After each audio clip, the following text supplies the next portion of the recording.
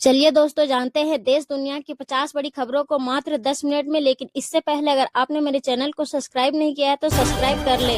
America, Israel और Iran जंग का आज 5वां दिन है। यूएन के मानवाधिकार कार्यालय ने ईरान में एक लड़कियों के स्कूल पर हुए हमले की जांच कराने की मांग की है। इस हमले में 150 छात्राओं की मौत हुई थी। हालांकि यह नहीं बताया गया कि उसके मुताबिक इस हमले के लिए कौन जिम्मेदार है। संयुक्त राष्ट्र मानव अधिकार प्रमुख वोल्कर तुर्क ने कहा है कि इस मामले की जल्द, निष्पक्ष और पूरी जांच होनी चाहिए। जिनेवा में प्रेस कॉन्फ्रेंस के दौरान प्रवक्ता रवीना समदासनी ने कहा कि जिस पक्ष ने हमला किया है उसी की जिम्मेदारी है कि वह इसकी जांच करे और सच सामने लाए। उन्होंने इस घटना को बहुत डरावना बताया है और कहा है कि सोशल मीडिया पर जो तस्वीरें सामने आई हैं वे इस संघर्ष की तबाही और दर्द को दिखाती है। यह स्कूल दक्षिणी ईरान में है और उस पर शनिवार को हमला हुआ था। उसी दिन अमेरिका और इजराइल ने ईरान के खिलाफ सैन्य कार्रवाई शुरू की थी। अमेरिका के विदेश मंत्री मार्को रूबियो ने कहा है कि अमेरिकी सेना जानबूझकर किसी स्कूल को निशाना नहीं बनाती। वहीं इजराइल ने कहा है कि वह इस घटना की जांच कर रहा है। ईरान के सुप्रीम लीडर अयतुल्ला अली खामेनेई को मशहद में दफनाया जाएगा। हालांकि दिन तारीख तय नहीं है। ईरान की सरकारी न्यूज एजेंसी फार्स के मुताबिक खामेनेई को इमाम रजा की दरगाह के पास सुपुर्दे खाक किया जाएगा। खामेनेई का जन्म भी मशहद में ही 1939 में हुआ था। ईरान के अगले सुप्रीम लीडर का ऐलान खामेनेई को दफनाने के बाद ही किया जाएगा। मंगलवार को खबर आई थी कि कोम में असेंबली ऑफ एक्सपर्ट ने सुप्रीम लीडर के चुनाव के लिए वोटिंग की है। असेंबली ऑफ एक्सपर्ट में 88 सदस्य होते हैं जो देश के सुप्रीम लीडर को चुनते हैं। दरअसल 28 फरवरी को यूएस इजराइल के हमले में ईरान के सुप्रीम लीडर अयतुल्ला अली खामेनेई की मौत हो गई थी। तब से पद खाली है। हालांकि ईरानी ओपोजिशन से जुड़े ईरान इंटरनेशनल का दावा है कि असेंबली ऑफ एक्सपर्ट ने आईआरजीसी के दबाव में खामेनेई के बेटे मुज्तबा को अगला सुप्रीम लीडर चुन लिया है।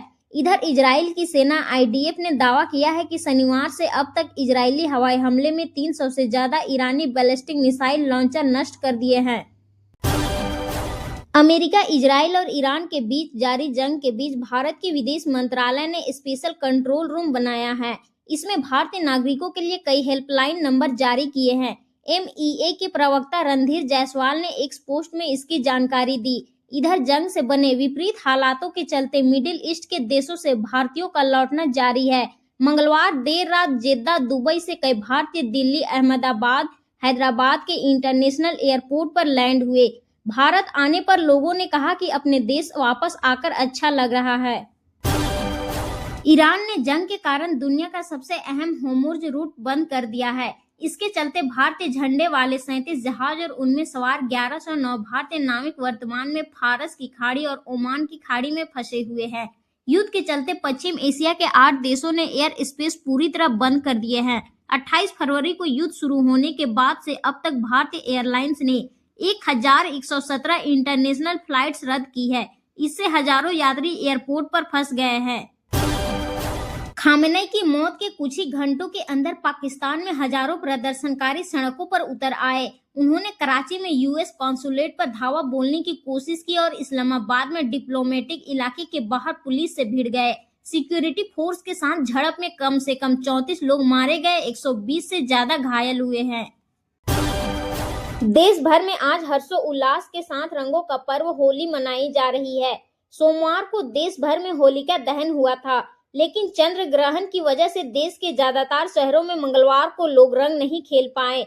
हालांकि राजस्थान समेत कई देशों के और कई हिस्सों में उमंग और उल्लास का माहौल रहा। सड़कों पर रंगों से सजी टोलियां निकली। जयपुर में होली मनाने दुनिया के कोने कोने से मेहमान आए। विदेशी मेहमानों ने डीजे की धुन पर खूब डांस किया। वहीं भरतपुर में 200 साल पुरानी परंपरा बिन दुल्हन की बारात निभाई गई। इसमें दूल्हे को पारंपरिक वेशभूषा में ऊंट पर बैठाया गया।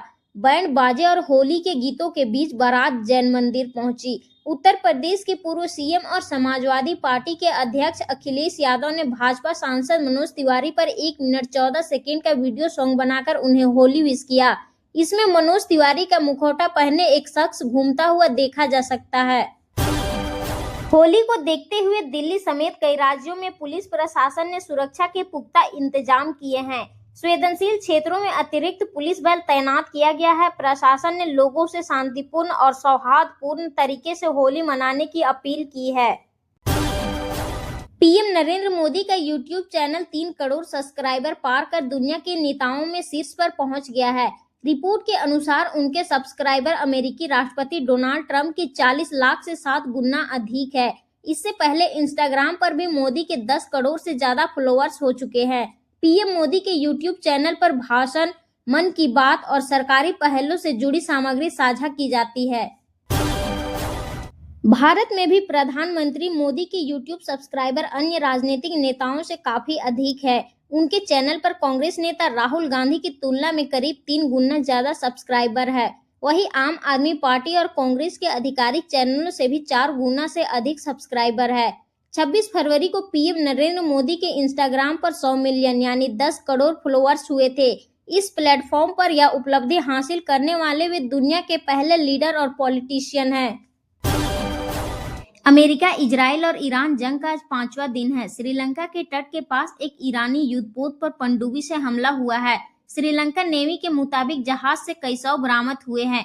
रॉयटर्स की रिपोर्ट के मुताबिक हमले में 32 लोग घायल हैं, जबकि कई लोग लापता बताए जा रहे हैं। घटना के बाद समुद्र से सर्च एंड रेस्क्यू ऑपरेशन चलाया जा रहा है। नेवी प्रवक्ता के अनुसार घायलों को बचाकर अस्पताल में भर्ती कराया गया है, जहां उनका इलाज चल रहा है। शुरुआत में नेवी ने बताया था कि हमले के बाद 101 लोग लापता और 78 घायल हुए हैं, लेकिन बाद में प्रवक्ता ने साफ किया कि पहले जारी किए गए आंकड़े सही नहीं थे। दूसरी ओर ईरान ने पूर्व सुप्रीम लीडर अली खामेनेई के बेटे मुज्तबा खामेनेई को नया सुप्रीम लीडर चुन लेने का दावा किया है। हालांकि इसकी आधिकारिक पुष्टि खामेनेई के अंतिम संस्कार के बाद होगी। वहीं इजराइल की रक्षा मंत्री इजराइल कॉटेज ने कहा है कि अगर अली खामेनेई के बाद ईरान में जो भी नया नेता बनेगा उसे भी खत्म कर दिया जाएगा। कॉटेज ने यह भी कहा कि नाम या जगह से कोई फर्क नहीं पड़ता, इजराइल उसे ढूंढ लेगा। अमेरिका ने श्रीलंका के तट के पास एक ईरानी युद्धपोत IRIS देना पर पनडुब्बी से हमला किया। इसमें कई लोगों के मारे जाने की खबर है। श्रीलंका नेवी के मुताबिक जहाज से कई सौ बरामद हुए हैं। हमले में 32 सैनिक घायल हैं, जिन्हें रेस्क्यू किया गया है। जहाज पर लगभग 180 नौसैनिक सवार थे। लापता लोगों की तलाश के लिए सर्च और रेस्क्यू ऑपरेशन जारी है। यह ईरानी युद्धपोत पिछले महीने भारत की विशाखापट्टनम में आयोजित 2026 इंटरनेशनल फ्लीट रिव्यू में हिस्सा लेकर लौट रहा था। श्रीलंकाई अधिकारियों ने अल जजीरा को बताया कि बुधवार सुबह करीब 6 से 7 बजे के बीच मदद के लिए मैसेज भेजा। यह जहाज दक्षिणी श्रीलंका के गाले शहर से करीब 40 समुद्री मील दूर था। अधिकारी यह पता लगाने की कोशिश कर रहे हैं कि बाकी करीब 150 क्रू मेंबर्स के साथ क्या हुआ।